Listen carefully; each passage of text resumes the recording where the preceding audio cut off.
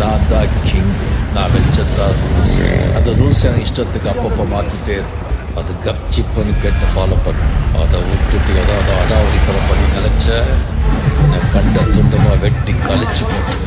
ஹுக்கும் tiger கா ஹுக்கும்.